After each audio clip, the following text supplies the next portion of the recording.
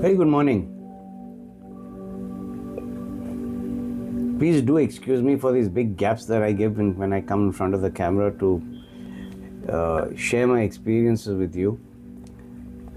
But like I said, I share experience when I have an experience. Otherwise, there's no point me just talking. So a week ago, I was invited back to my school, my good old school. I have very fond memories of that school. I had a long tenure over there, all the way from kindergarten to the 12th standard. And I was called very kindly by the school to come and address the kids, basically talk to them of how my journey was in school and till date. So, of course, without much ado, I said, yes, of course, I'll be happy to do so. And I landed up. And of course, the structure had changed, the greenery was better, more modern equipment. But what brought a big smile to my face was the blackboard and the chalk was still there. And unfortunately, I can't handle chalk because I'm allergic to it. But I saw it was very much there. They had more grills on the windows. It's like tightened security for whatever reason. But going forward, I walked into the class. The tables, of course, had changed. From the typical wooden benches, they had proper school tables and chairs, a combination. So I sat down. I didn't sit. I walked in and I had these kids looking at me. And nowadays, the kids are tall, especially the boys that cross 6 feet. I look at them and I say, are you going to grow taller? How much more? When are you going to stop? And they, just burst out laughing. But during the course of my conversation with them, I didn't go to teach them anything. I don't touch the academic side. It really doesn't interest me. I'm more connected with the human being. And that's my focus it has always been. And I am a firm believer that it is very important to address the kids at that stage when they're, about 14, 15, 16 onwards. It's very important to engage with them. Not in a dictatorial manner, but in a conversation. Get to know them, get to understand what they're thinking, because the scenario nowadays is very, very different. It's not like what it was 20 years ago, where you had limited choices when it comes to a career, and respect was a big thing among students and teachers and elders. Now it's not that much. Well, call it what you like, things do change. So I was asking them these questions. I said, not the typical, what do you want to do after 5 years? What do you want to do after school? I asked them one question. I said, tell me, in your list, if I was to say, mention 3 things that are most important to you for your coming future. I'm not talking about 5 years. I'm talking about just a year. What is most important? So each one of them, said, we want to be happy. Somebody said, I want to earn a lot of money at that age. Huh? And then there's one kid tells me, nothing is very important, marks are very important. Now that caught my attention. I said, okay, marks are very important. Why do you say so? He said, because if I don't get marks, I don't get promoted. And I said, then nothing else is important as long as you get the marks anyhow. Yeah, anyhow, I must get the marks. And that's all that I bother about. Nothing else matters. No other learning matters. Now that's what caught my attention. No other learning matters as long as I get marks. Now this is it's not uncommon. Because in your experience also, as when you were in school and now you're dealing with kids yourself and maybe grandkids, it's all about marks, marks, marks. Now, me being a recruiter, I've handled recruitment before. I've engaged with kids from all walks of life, from different institutions. And what I have seen in my own personal experience, on the ground level, marks hardly play a vital role.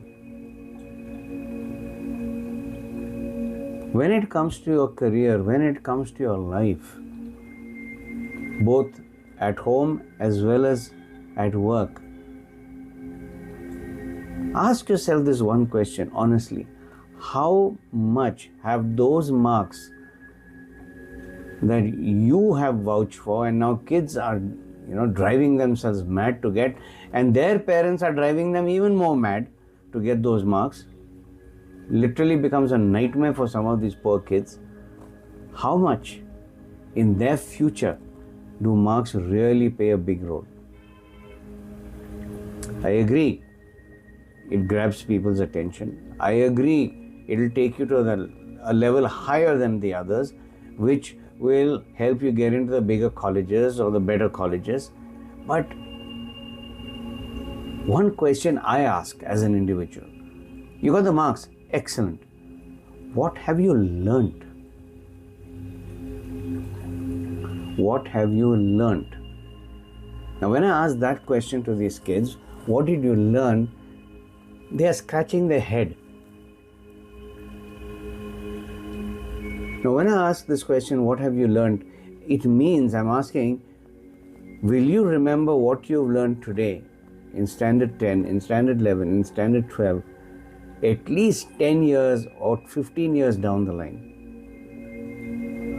Will you remember it, or the moment you've graduated from one class to the other, it's forgotten? Because the task is done. You got the marks to move to the next class, it's over. Now I'll study and get marks for that class. And once that is over, even this learning is gone. So basically, learning really doesn't have much of a role play here. You go from mark sheet to mark sheet to mark sheet. What's the end result? When you go for an interview for a job, the basics that are required are missing. I'll give you another example. I asked the students, when you're engaging with somebody, when you're talking to somebody, you enjoy talking to somebody, you want to have friends, you want to engage with somebody special. What keeps the dialogue going? What is that one thread, the most important thread that holds two individuals together for that moment and maybe for a lifetime? What is that one common thread? Believe you me, they were thinking. Until I pushed and pushed and pushed, and finally they said, language. What's the kind of language we use? They had to think that language is a very important factor in human relationship. Are we speaking the same language? Are we both speaking in English, or speaking in Hindi, or speaking in French, or Italian, or whatever? But have you established that connect, the comfort factor?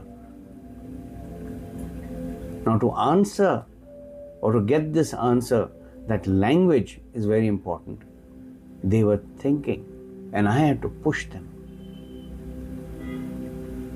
I even gave them the example, have you listened to somebody who called from an insurance company or a bank or anywhere else? You may not have picked up the phone.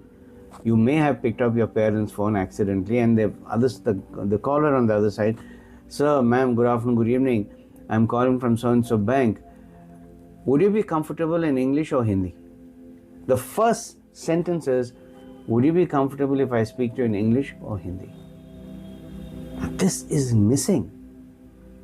So the point I'm trying to make here is, friends, while it's very important to study well, get your marks, but are marks really everything?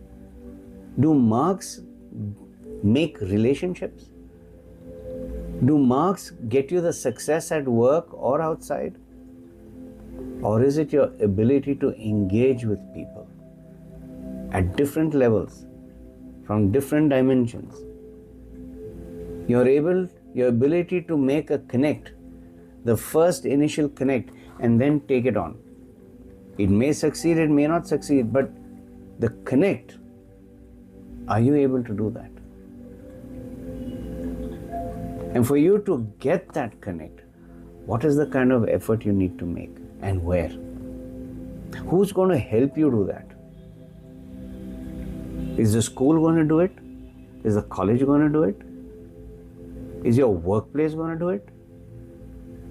Who's going to bring you back to the basic factor that your ability to connect through language with that individual on the opposite side? That is very, very important, because it is through that you will be able to get your marks as well. What do you think? Marks or the ability to connect?